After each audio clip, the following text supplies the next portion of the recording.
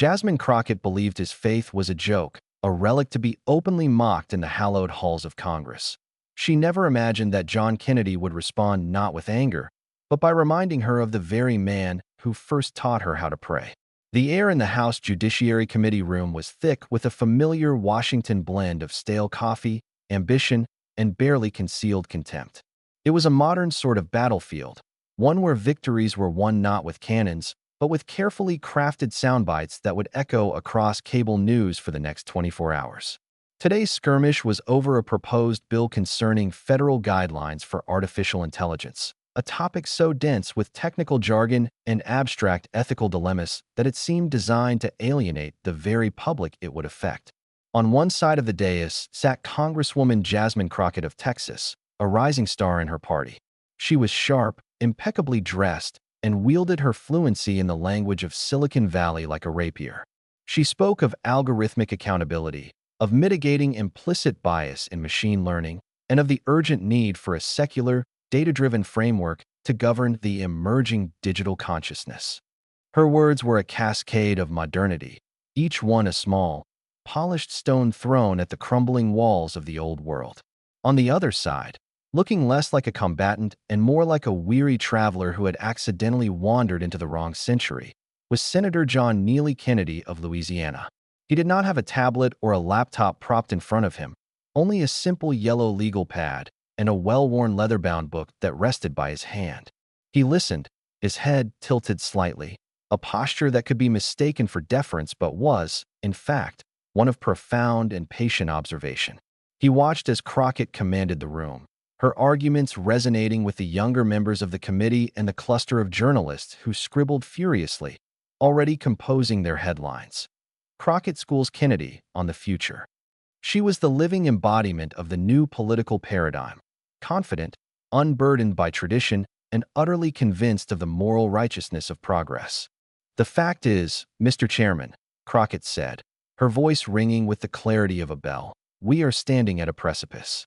The frameworks of the past, the quaint moral codes written for a world of steam engines and telegraphs, are simply insufficient for the complexities of the 21st century. We cannot navigate the ethical labyrinth of sentient AI with a compass forged in the Bronze Age." A few of her allies chuckled appreciatively. Her gaze flickered toward Kennedy, a glint of challenge in her eyes. It was a direct shot, aimed at the very foundation of his worldview. She was inviting the confrontation, eager to expose him as a relic. Kennedy did not flinch. He simply made a small note on his pad with a black fountain pen, the scratching of the nib a faint, analog protest against the digital certainty that filled the room. The silence that followed her statement was an invitation. The chairman, a man who had long since learned to let these moments play out for the cameras, turned his head slowly toward the senator from Louisiana. "Senator Kennedy," he intoned, "do you have a response for the Congresswoman?" The room grew quiet.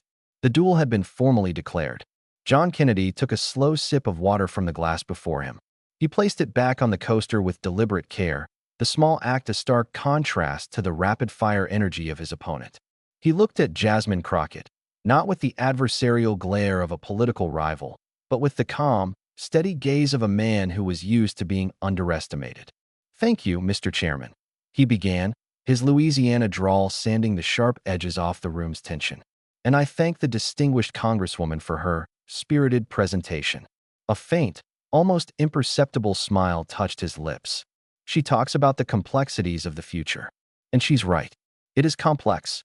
But I find, in my experience, that most of life's great complexities are just a whole lot of simple things tangled up together." He leaned forward slightly, his hands resting on the table. "The Congresswoman speaks of a new framework of data-driven ethics. These are fine-sounding words, important words. But a framework is just a house, and data is just the bricks. It doesn't tell you anything about the foundation. It doesn't tell you why you're building the house in the first place. For that, you need something older, something sturdier." Crockett shifted in her seat, a flicker of impatience crossing her face. This was exactly the kind of folksy, philosophical meandering she had anticipated. It was the predictable retreat of an old-guard politician who couldn't compete on the substance of the issue.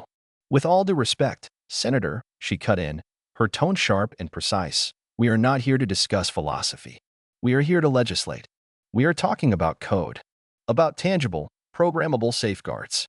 Your sturdy foundation is an abstraction. What we need are concrete rules. We cannot program a machine with the golden rule. We must give it explicit, verifiable instructions. Your worldview, however well-intentioned, is simply not compatible with the task at hand. We cannot legislate based on scripture. We need data, not dogma. The word dogma hung in the air, a deliberate and potent accusation. It was the kill shot, designed to frame him as a zealot and her as the voice of reason. The journalists perked up again. The narrative was crystallizing perfectly. It was the past versus the future, faith versus facts, John Kennedy versus Jasmine Crockett. And in this room, in this moment, the future was clearly winning. A murmur of agreement rippled through Crockett's side of the chamber. She leaned back, a subtle but unmistakable air of triumph about her.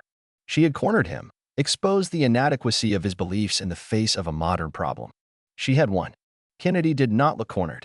He looked thoughtful. He picked up the leather-bound book, its cover softened by years of use, and held it in his hands. It was not a Bible, as many assumed, but a simple, unadorned journal. "The Congresswoman says we need data," he said, his voice even softer now, drawing the room into an unexpected intimacy. "I agree, but perhaps we're looking for the right data in the wrong places. Not all data comes in spreadsheets and algorithms. Some of it comes from lives lived. Some of it is passed down from one heart to another." He paused, his eyes scanning the faces in the room before settling once more on Crockett. "Let me tell you about a piece of data I collected a few years back. It's not about AI, but it is about foundations." He began to tell a story. It was about a shrimper from down in Terrebonne Parish named Antoine. He painted a picture of the man's life, the smell of saltwater and diesel, the calloused hands that could mend any net, the quiet pride in a boat that had been in his family for 3 generations. He spoke of Hurricane Ida, not as a meteorological event, but as a living monster that had devoured Antoine's home, his boat, and his livelihood in a single, furious night. He described Antoine standing in the wreckage, with nothing left but the mud-caked slab where his house used to be. "By every metric, by every piece of data you could collect," Kennedy said, Antoine was a ruined man. His assets were zero. His future prospects were negligible. His psychological profile would have shown extreme trauma. A data-driven analysis would have written him off. But a few months later, Kennedy continued, his voice steady, "I was back down in the parish. And I saw Antoine. He was helping his neighbor rebuild a roof. He wasn't smiling, not yet, but his eyes were clear. I asked him how he was doing it, how he found the strength to start over from nothing. He looked at me, and he didn't talk about insurance payouts or federal aid. He pointed up at the sky. He said, 'Senator, that storm took everything my hands had built, but it couldn't touch what my father built inside my heart. He gave me a foundation that the water can't wash away.'" The room was silent. The political theater had momentarily ceased. Kennedy had replaced it with something far more potent, a human truth. Crockett watched him, her expression a mixture of professional skepticism and unwilling fascination. It was a touching story, a classic piece of political rhetoric, but it was just that, a story. A sentimental diversion from the hard facts of the matter. She was ready to pounce, to point out that anecdotes were not policy. She was about to make the biggest mistake of her career. Sensing the shift in the room's atmosphere, but misinterpreting its cause, Jasmine Crockett decided it was time to put an end to the senator's nostalgic detour. She saw his story not as a bridge to a deeper understanding, but as a sign of intellectual surrender, a retreat into the mist of faith and feeling because he could not contend with the hard light of logic. She leaned into her microphone, her voice dripping with a condescending pity that she mistook for intellectual superiority. "That is a very moving anecdote, Senator. Truly. But we are not in a church, and this is not a testimonial. We are creating federal law. We cannot build the future of artificial intelligence on one fisherman's prayer and a Bible story." The final 2 words were delivered with a dismissive flick of the wrist, a final insult designed to cast his entire worldview onto the scrap heap of history. Kennedy did not react with anger. He didn't even seem offended. Instead, a look of profound, almost sorrowful, understanding settled on his features. He looked at her as a teacher might look at a brilliant student who had missed the most fundamental point of the lesson. He put his journal down.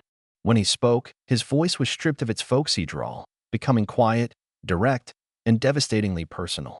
"The Bible isn't just a book of stories, Congresswoman," he said, the words landing with the weight of stones in the sudden silence. "For many of us, it's a map. It's a promise. A promise passed down through generations, a foundation, just like Antoine's. He held her gaze, and the entire room seemed to hold its breath.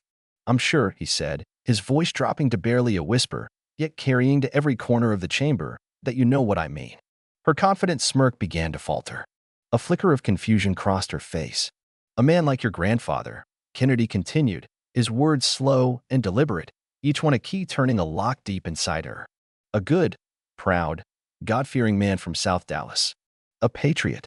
A veteran. A pillar of his community. A devout Baptist who never missed a Sunday service." Crockett's face went pale. The air seemed to leave her lungs in a sharp, silent gasp. This was not a political attack. It was something else entirely, something she had not prepared for.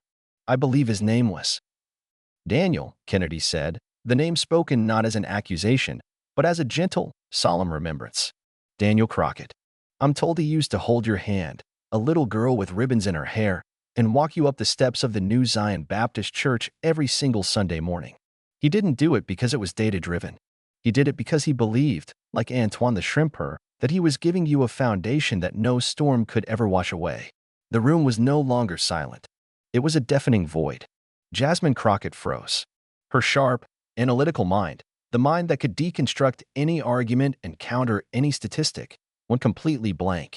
In its place, a memory erupted, so vivid it stole the air and the light, the scent of old wooden pews and lemon polish, the weight of her grandfather's large, warm hand enveloping her own, the booming sound of the choir singing Amazing Grace. She was no longer a congresswoman in Washington, D.C. She was a 7-year-old girl in Texas, standing beside the giant who was the center of her world, feeling an unshakable sense of safety and of truth. Time stopped. For Jasmine Crockett, the polished mahogany of the committee room dissolved into the rough-hewn grain of a church pew. The hum of the climate control faded, replaced by the distant echo of a Hammond organ. Her carefully constructed persona, the fierce, progressive warrior, the champion of a secular future, crumbled into dust, revealing the little girl who had once known every word to the doxology. Her eyes, which moments before had been sharp with intellectual combat, became unfocused, staring at a point somewhere beyond the chamber walls, somewhere back in the heart of a Texas Sunday morning. The mask had not just been removed, it had been vaporized by the pure, unexpected heat of a forgotten love. She did not cry. The shock was too deep for tears. She was simply gone. A statue carved from memory, sitting in a congressional hearing. Around her, the world slowly began to move again, confused and uncertain. The chairman, a man accustomed to political theater of every kind, was at a loss. He looked from Kennedy's calm, impassive face to Crockett's frozen form. He cleared his throat. Congresswoman," he ventured, his voice tentative. There was no response. Her allies on the committee stared at her, their expressions a mixture of concern and bewilderment. What had just happened? There was no public record of Kennedy knowing her family. This wasn't an opposition research hit. It was something far stranger, far more personal. The journalists in the press gallery were writing with a furious intensity, their faces alight with the thrill of a truly unprecedented event. They knew they had just witnessed more than a political victory or defeat. They had witnessed a soul being laid bare on the public record. John Kennedy did not press his advantage. There was no triumphant smile, no gloating glance. His work was done. He had not sought to humiliate her, but to remind her.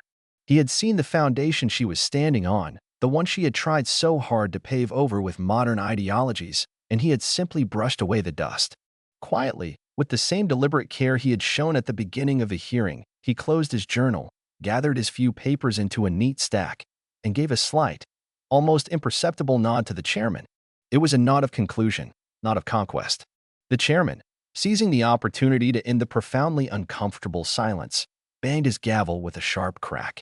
"This hearing is adjourned," he declared, his voice strained with relief. Staffers began to move, conversation started in hushed, urgent tones, but the spell over the room was not entirely broken. As people filed out, their eyes were drawn again and again to Jasmine Crockett, who remained perfectly still, a solitary figure adrift in a sea of noise, her hand resting on the table as if, just for a moment, she could once again feel the strong, steady grip of her grandfather. The debate over artificial intelligence was over for the day, forgotten in the face of a far older and more powerful force, the sudden, stunning, and undeniable moment of truth.